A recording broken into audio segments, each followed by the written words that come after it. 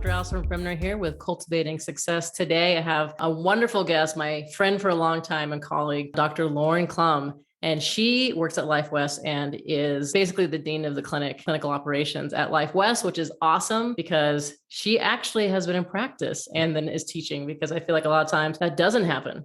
And so I think the students are getting something awesome there. Welcome, Dr. Crum. Thank you. I appreciate that sentiment fully, because I agree. I think having faculty and administration that have experience in practice is huge in an academic environment. So it adds a level of relevance that some faculty don't have because they're amazing teachers and just don't have that practical experience. So I feel really lucky to have both. Yeah. And so, this podcast is all geared towards students and new grads to hopefully help them with that gap between school and practice. And today, Dr. Clum's going to dive into some things that she sees in school because she's around students all the time, every day, and hopefully can give some insight for that. Why don't you tell us a little bit about your story, your chiropractic, you are a chiropractic kid, which is awesome. Your father was the president of Life West when I went to school there, and I had a great experience at Life West. So tell everyone your chiropractic journey.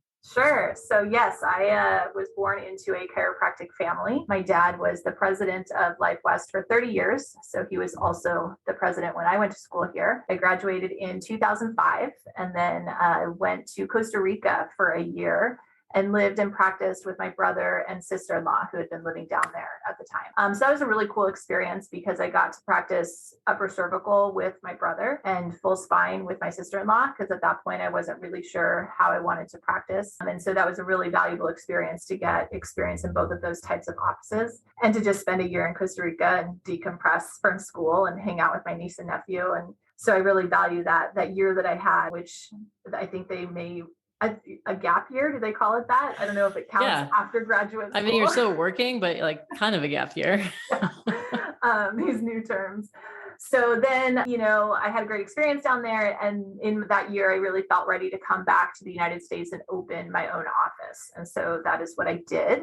And I opened the specific chiropractic centers in Oakland, California, that I owned and operated for 12 years until I came back here to Life West in 2018. Time flies. I don't even know. Yes, 2018. And that was a decision that I made because I had a child a few years prior to that. My daughter Kaya was born in 2015. And so I had been several years in practice by that time. And I really thought when I got pregnant that I would have the baby and my mom would watch her and I would go back to work and nothing would change. Easy as that. That couldn't be further from what happened.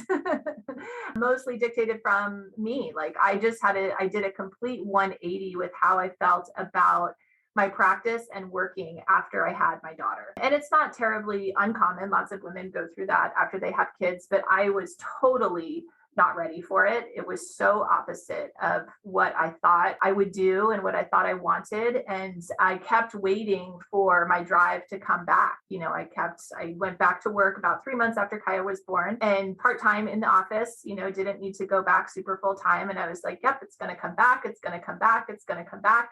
And it just never did. I just never cared as much about my practice after Kaya was born as before. And then it became work. It was hard. And it was hard for me to focus while I was there. And it was hard for me to focus on being with Kaya when I was at home. And I felt in total disarray. And I was like, wow, this is not how life is supposed to be. And concurrently, maybe driven by, who knows, I was going through a divorce.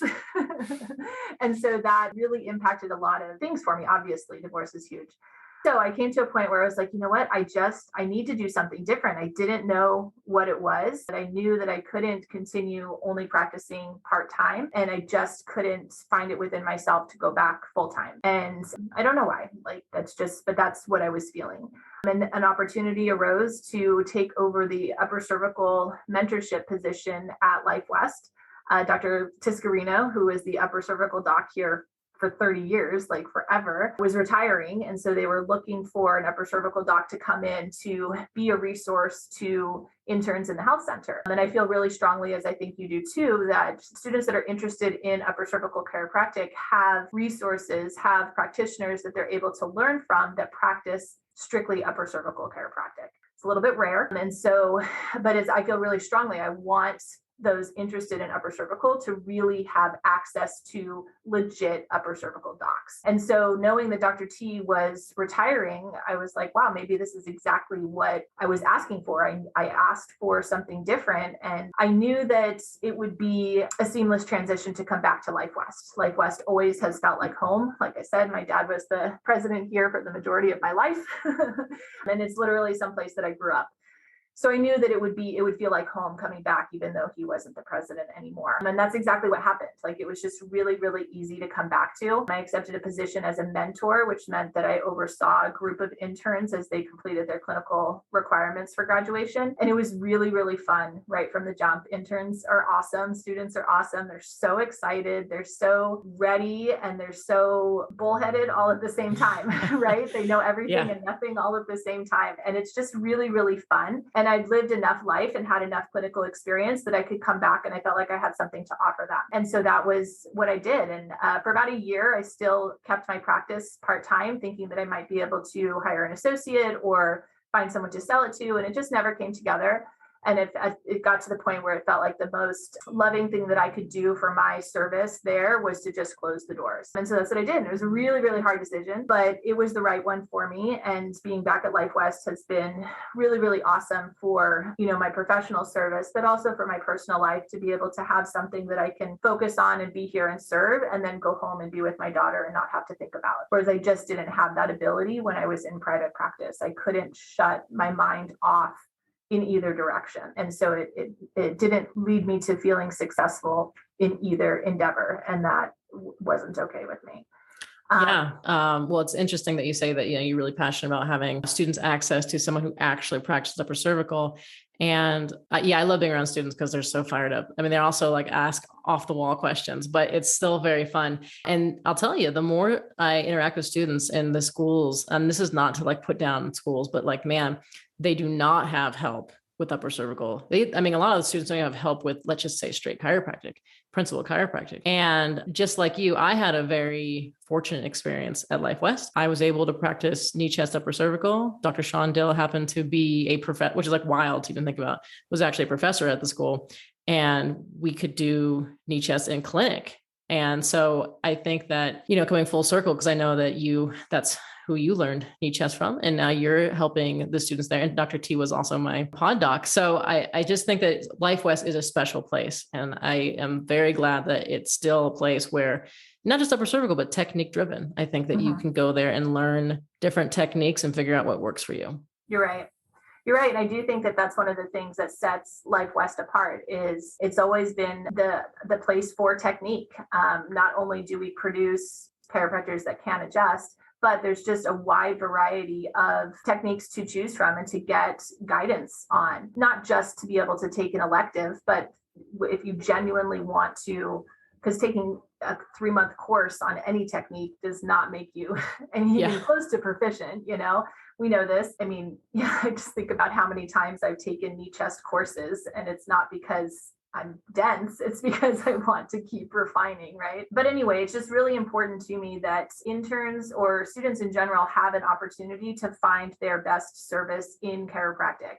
And I think that has lent to my success in chiropractic, is because I did find what I felt was my absolutely best way to serve as a chiropractor. At first as a practitioner doing knee, chest, upper cervical like you. And now in this role, I really do feel that this is my best service in chiropractic, and it makes me really happy. And that's what I'm committed to for our students, is that you don't have to do it like me. You don't have to do it like Allison. You don't have to do it like any other doc here. You have to do it in your best service in chiropractic. And I know for every chiropractic student that there is a best service, and it's a matter of finding it. And then on the flip side, for patients, there is a best practice in chiropractic for every person on the planet. And so we need chiropractors that have all sorts of different best services, so that all of those people can access the care that is truly going to make the difference for them. Because I firmly believe that there's something out there for everyone as a patient and as a doc. Yeah. And we're not going to dive into it on this podcast, but many times we've talked about understanding who you're meant to serve. And you are not meant to serve every single person, and every person's not meant to be in your office, and that's okay. And I think that, like, when I talk about that topic, it gets the most pushback from students. Sure. Because they want to serve everyone in all yeah, the ways. Of course.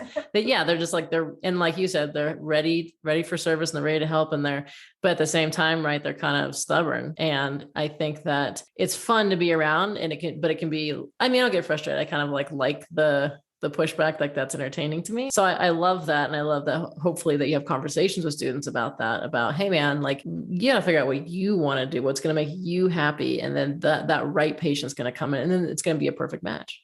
Totally. It's going to be fun instead of a drag, grind at work. Totally. And they do push back against that. They want, and I want everyone to have access to care. That doesn't mean everyone has to have access to my care.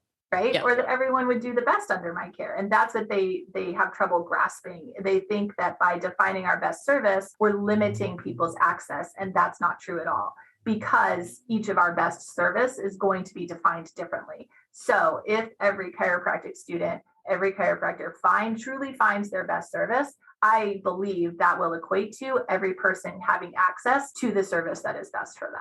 Yeah, I like the way you put that. That's nice. Well, let's start off by asking, like, what do you think? I mean, obviously we talked about technique, but what do you think that students really get at Life West that they might not get at other schools, or that you guys are really strong in? I think that, yes, technique, we talked about that. And just, the school was founded on lasting purpose, the idea of giving, loving, doing, and serving out of one's own abundance. And I really do believe it might be slightly, I don't know, magical of me. I'm not sure what the right word is, but I really, really do feel that infiltrates everything that we do at Life West. At least that's my intention. Because ever since I was a little kid, what people would talk about is that there's something at Life West that is tangibly different from other places. And the only thing that I can attribute that to is that it's rooted in loving service, and that's what guides us. And when living in a world that is so dictated by fear, being able to be rooted in something like loving service just allows for a very rooted, practical approach to living life, not just practicing chiropractic. And so I think that whether students can really define that, or if it's defined for them, I don't know that it is, but I think that they can feel it. And I think that that's something that Life West has always offered, and it just ends up serving people. It just ends up being a place where people are able to ground and root and then grow. Yeah, definitely. I mean, I accidentally went to Life West. I happened to I played basketball in the area in college, and it was the closest school. And I didn't want to live in San Jose. So that was it. And then I am a completely different person now going through that program. And so I don't know how that happened. I got pretty lucky, but it changed me as a person, because I saw the world differently after going through that program. Agreed. And I think that people end up where they need to end up. So, I love Life West, and I love that you had an amazing experience here too. But I can appreciate that it's not the school for everyone either, just like our work is not the practice for everyone. And so I want all students to trust that they are in the right place for what they need, And I love it that we have the program that we do, the students that we do, everything. But yeah, I want students to trust where they're at. Yeah. Well, speaking of that, so I think the big thing is students kind of don't know what to do, or what they feel like, what is chiropractic school? Like, what's the role of the education at chiropractic school? And then what is their personal, responsibility outside school? Like, what do you think is the biggest thing of responsibility for the student that they need to be doing? Yeah. So I think the important thing to remember there is that the role of chiropractic school is to get you licensed to practice chiropractic. Yeah. And that's not always super glamorous or fun, right? And at the end of the day, there are things like national boards and state requirements and stuff. And so while there's lots of focus on things that we don't always want to focus on as chiropractors, classes and areas of knowledge, all of this stuff that we have to take in order to be accredited to be able to offer it in the first place. But in order to be able to pass the boards to get to the point of taking the license exams, we jump through the hoops because we have to, because that's what it takes to practice chiropractic in this country. And I'm okay with that, because I would rather it be regulated than not. But really, that's what chiropractic schools are for, is to get you licensed. And all of the other beautiful stuff that happens along the way is really, really awesome. And I'm glad that the majority of us have some sort of life-changing experience as people in chiropractic school. But that's not really the role of the institution, right? Like my goal as an administrator here is to provide experiences that are more positive than negative for our students. Yeah. And sometimes that's a challenging goal to achieve. But at the end of the day, we need to graduate students that can pass boards so that we can get licensed chiropractors. And so that's the goal of the institution, right? On the like barest bones. And then it's up to each individual person to figure out what makes them tick, right? I think that's what the responsibility of the student is. Like, figure out, how are you motivated? How are you rewarded? What makes you feel successful? What are your limiting beliefs? What are your beliefs on money? Like all of these things that have very little to do with chiropractic or chiropractic education, but are huge factors in building a practice, in finding the right fit as far as an associateship goes. If you don't want to build a practice, and even if you're an associate, you're still building a practice, so like, I think that's the successful student. Like, if I think about your question of what do successful chiropractors do in school, I think that would be it, is that there's some sort of focus on figuring out who they are and what makes them tick. Yeah. I mean, I test the heck out of my associates. What I mean test is I do personality tests. So it's not like a written test, but figuring out, because a lot of times they don't know. And if they don't know, then I don't know. I don't know what makes them tick, like you said, or how to reward them. One associate, rewarding them with, let's say, a $500 bonus. They're like, okay, great. Not motivated at all, but might be motivated by, an experience of like, oh, you get a getaway in the mountains or something like that. And so I think that like understanding that, first of all, if you understand that, you're going to have a better associate if you want to, especially if you want to associate, which I would recommend that you be an associate. But it's another podcast. If you don't know what you want and who you are, you aren't going to get in a relationship with a doc that's going to be good for you, because they don't know how you tick. So yeah, and I can think of through school and this 12 years that I've been in practice, I've changed a bit and having to like retake those tests and reassess what's really important to me. And it seems like, oh, it's a waste of time. Like, why would I do that? I'm going to go focus on they want to focus on adjustments. Let's just figure out how to adjust, which please be a great adjuster. But man, if you don't do the other stuff, there will be no one for you to adjust, because, that's part of being successful and attracting people to you. Well, I always ask, this is kind of off the fly question, but is there a book that you would recommend of trying to help students with that? There's so many books. Let's see. I will answer it by the end of the podcast. Perfect. It'll come to me as we're talking. But there are so many books, and so you can't really go wrong. Yeah. One of the books that I have my associates read is called The Emotional Fingerprint. And that kind of test makes you figure out what makes you feel important. And because I know you quite well, Lauren, I know that like your biggest thing is, fairness, that it's the world is, and that's probably why you do so well in the academic setting, because you want it to be fair. And so like me, mine's freedom.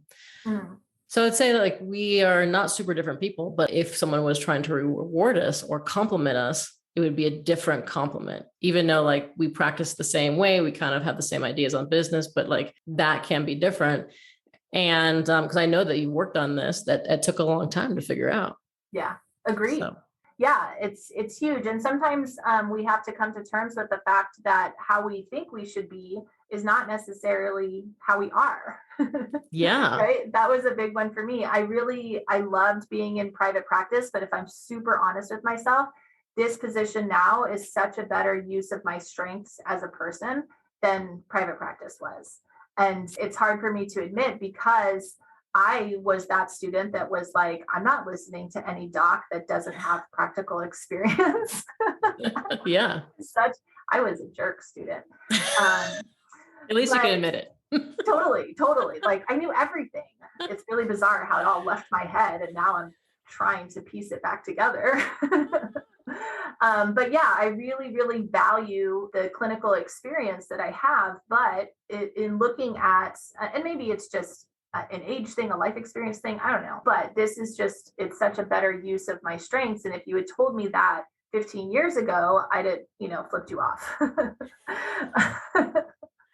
Well, I think, sometimes I try real hard to think about what it was like when I was a student, and, it's every year is getting further and further away. But yeah, no, you think as a student, you're like, oh, I maybe don't know it all, but like you think you know a lot more than you really do. And I don't know how this quote goes exactly, but you don't know what you don't know. So as soon as you start to figure out more things, you start figuring out there's a lot more things you have no idea what you're doing. And, sometimes you get kicked in the teeth in clinic. And so like you're out in practice and something's really hard and you have no idea how to handle it. Yeah. And so I think that the more that you know yourself, back to that, the more that you know yourself, the more that you're authentic with yourself and what you're doing, then those hard times are going to be a little easier. Because if you're pretending to be somebody and you get kicked in the teeth and it's hard, hard. That's really difficult to come back from. So I think knowing yourself and like understanding what makes you happy too. Yeah. We talk about this a lot on this podcast, is that like chiropractors put their patient's happiness over their own happiness, which is just crazy, because like how long do you think you can sustain that? How long can you take care of people when you're not happy? Right. And I'm sure that you've kind of worked on that throughout the years with that.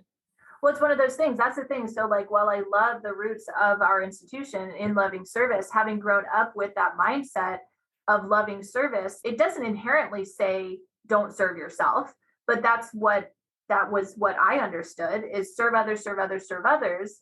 And what I've learned over the course of time is that we have to show that loving service back to ourselves. Otherwise, we get burnt out no matter how good we are at whatever we're doing, because we just have all the cliches about it, right? You can't pour from an empty cup. There's just, the older I get, the more I realize where these phrases have come from. I'm like, oh, I've heard that my entire life, and now I actually understand it. Well, yeah, because there comes a point, it's like over time, just like these students, right? They're so on fire, and that will take you a long ways. And so, and I'm not saying it's bad. I think that's great. And you have to have that.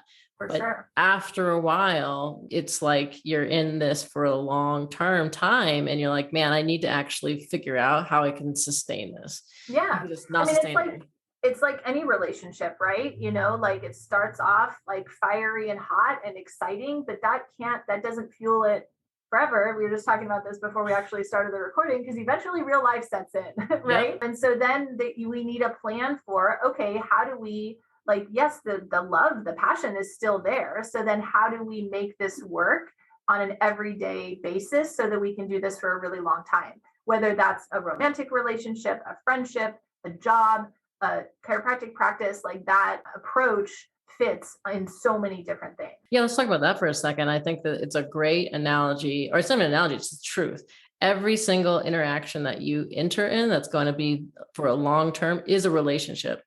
Your patient, it's a relationship with your patients. And if you were in an abusive relationship, someone who treated you badly, that's going to eventually make it so it's very hard. So you want to enter a relationship upfront and honest with your patients, right? So let's not do the $29 exams, flip them over. And then it's like, oh no, it's like $3,000, like the bait and switch that chiropractors are always kind of guilty of, right? Because you're not being honest. And if you're an associate with your doc, that's a relationship, like you have all these. And so thinking about it that way, and I'm sure that now you have different relationships in school. We have, this relationship with these students, and it's a beneficial mutual relationship. And so I think thinking about that, especially if we're talking about we're not meant to serve everyone, I think it's easier to take, because you're like, oh, I get it now. It's a relationship that you're building, right, with your community and people. Well, and then it makes sense that we need to invest time and energy into figuring that out, right? Because I want anyway, thriving relationships with anything. And they're not always relationships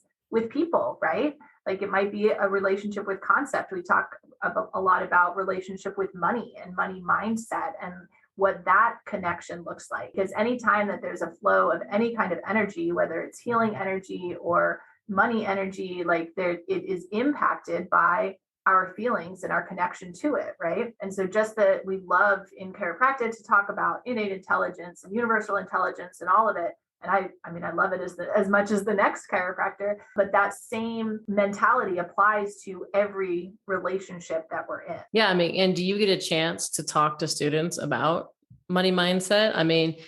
My personal thought is that that's the number one thing that students struggle with when they come out of I school. agree. I think you're right. It is the number one thing that they struggle with, and they don't even realize that they struggle with it. And to answer your question a little bit, we get to talk about it. I got to talk about it more when I was a pod doc and I got to oversee a specific group of interns. Now in an admin role, I have less face-to-face time with the students. But what I am very proud of is that the business curriculum here at Life West is based on Michael Port's Book Yourself Solid. And so those principles explore at great length our ideas around money and receiving and all of that kind of stuff. So while it's not necessarily a daily conversation that I'm having with students, I know that it's integrated into the business curriculum. We all know how much attention they pay to the business curriculum because it's not relevant until it is, which is not when they're in school, but it is there. And if they save their notes and they do the assignments, then they at least have something to go back to when it becomes relevant, because it will. Well, that's amazing. I mean, Book Yourself Solid is one of my requirements for my associates. It's a book that I again and again go back to. So that is in itself amazing. I'll just go ahead and say that. And I don't think that that is true at a lot of schools. I don't know, but I don't think so. No, not that I know of. I know Sherman has a solid business curriculum too. I'm not sure it's based exactly on Book Yourself Solid, but I know that they have strengths there as well. But yes, it is something that I've worked on with colleagues over the past several years, and I'm very proud of, for sure. That's awesome. Well, we're kind of getting to the end of this podcast. Is there anything that you think that students should know that, if you were able to tell the students kind of one thing, what would you want them to really know before they get into practice? I would say, lots of things. One is trust your journey, whatever it looks like. And I didn't really realize this when I was in school, but now I think I've lived enough life that I can trust that the good times are good and the bad times won't last forever, right? Definitely. You can trust the process of it. So trust your journey and trust that you are in the right place, going at the right pace, doing the right things if you're doing the work to do that. That makes sense? Definitely. Like we don't have to force it. We don't have to make things happen. And we have to be open to opportunity and to just trusting that process. And that was always a hard one for me when I was in school, because it's not like I never heard that. But my response was, if something needs to happen, I need to make it happen. Otherwise, I'm just doing nothing and I'm a victim of circumstance, and like, who wants that?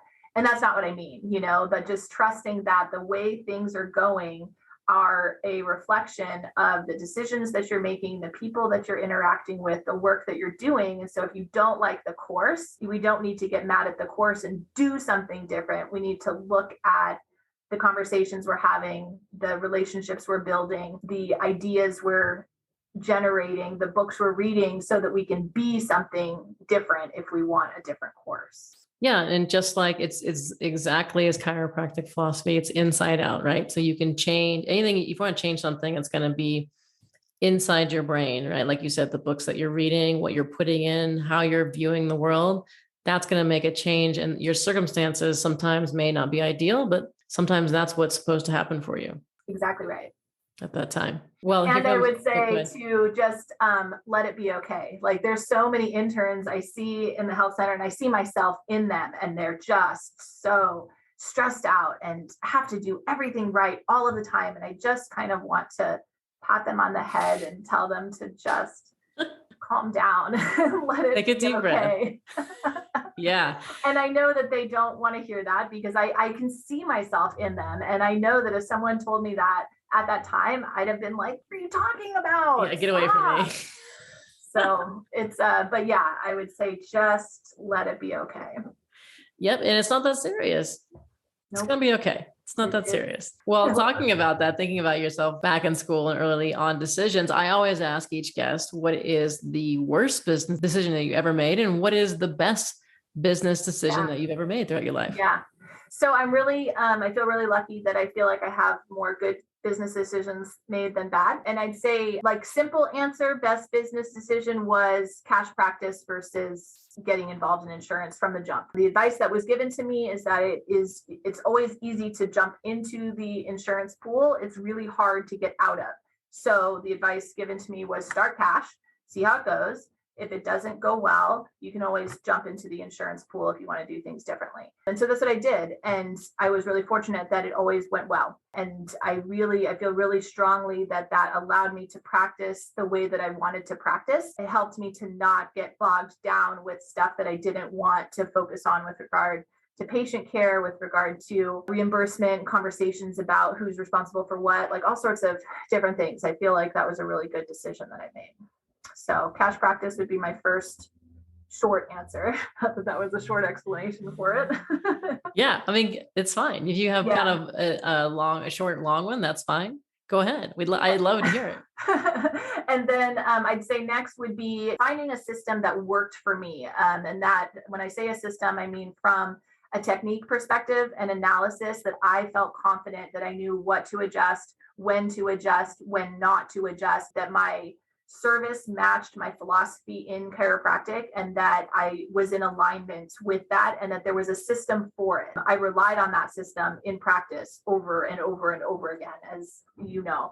And that really, there were lots of points that I questioned myself. I questioned my technique. I questioned whether I had done the right thing. And when we have a system to follow, then we can see if our outcomes match, right? Like if we're not following a system, then we don't know what to base our outcomes on. So I would say finding a technique and getting really, really good at it served me well. That ended up being a good business decision. And then the last one was joining a group of like-minded chiropractors, so that were doing the exact same thing as me, so that we could compare apples to apples and build together. And having that, even still, I felt like I was on an island a lot of the time by myself. And I can't even imagine practicing without that kind of group. So I'd say that was in the column of best decisions.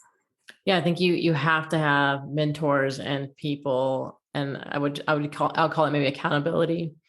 I don't know how, and I think it's why chiropractors get burnt out and they go down a path of just doing whatever the heck the next shiny thing is, because they have nothing to compare it to. And so they're just scrambling around. So I agree. Mentors and colleagues are super important. Absolutely.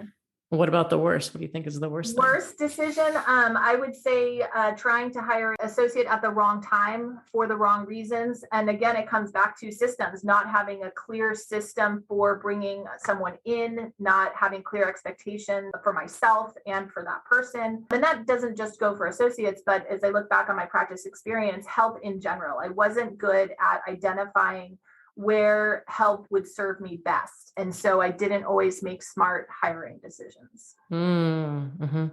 Yeah, because a lot of times I think docs are like, I will hire someone that's going to make me more money. And then they hire either the wrong person or the wrong time. And then it ends up costing you money in the end. Totally. And what I tell interns now is that if docs don't have a clear plan for you as an associate, run. If they're like, oh, let's just see how it goes. No way. No, I'm not taking a job that says, let's just see how it goes. No, thank you. Like, show me what the contract is, right? Yeah, absolutely. And I think that the problem too is like what gets a bad rap for associate positions is because people have a terrible experience because they let's see how it's go kind of thing, right? And they don't establish relationship and they don't know what's expected of them, what's expected from the doc. And then of course it's a disaster. Of course that's a disaster. It doesn't have to be a disaster. And I think it shouldn't be. And I think that as chiropractors, we need to do a better job at having better positions available for associates, because I personally think that 95% of students should do an associateship, but they need to find a good one. Yeah. Because getting burnt on one it'll set you back.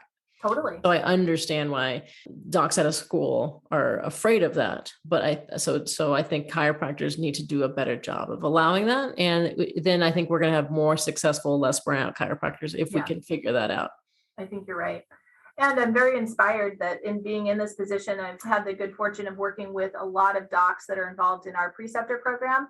And a lot of those docs end up hiring their preceptors as associates. And I've been really, really impressed with their business systems and how they run their offices. And it's very different from how I practiced, from how we practice, but they're successful models, right? And they're successful systems that they're able to bring these new grads into and teach them and mold them. And so I think the outlook is great. We just have to find the right fit, for everyone.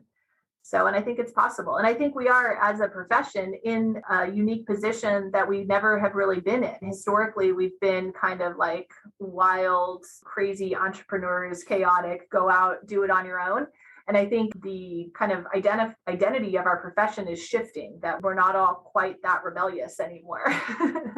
And there is a very real need to create jobs in our profession. And that hasn't always existed, and it's up to us to create that for the students that we're inspiring.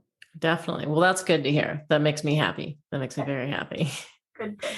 Well, we're about time. Is there anything else that you would like to add, or you think that would be awesome for anyone to know? Well, I appreciate the opportunity to be able to talk with you. It's been a long time since we've gotten to chat. So I really love seeing your face and hearing your voice and getting to connect with your community. So thank you for that opportunity. And yeah, I really just invite anyone that hears this to consider me a resource. I am quite accessible on Instagram and at Life West. And so I welcome anyone to reach out if I can be of service in any way. Thanks, Dr. Lauren Crum. We've been friends for a long time, so I appreciate you coming on the podcast and getting a perspective of someone who's actually in the schools. So I really appreciate that. And I love the things that you're doing at Life West. So thanks for coming on. That's it, guys. That's all we have for today. Tune into our podcast every first Monday and third Monday, interviewing a different doc, talking to you guys about how to help you be successful in practice. I'll see you later.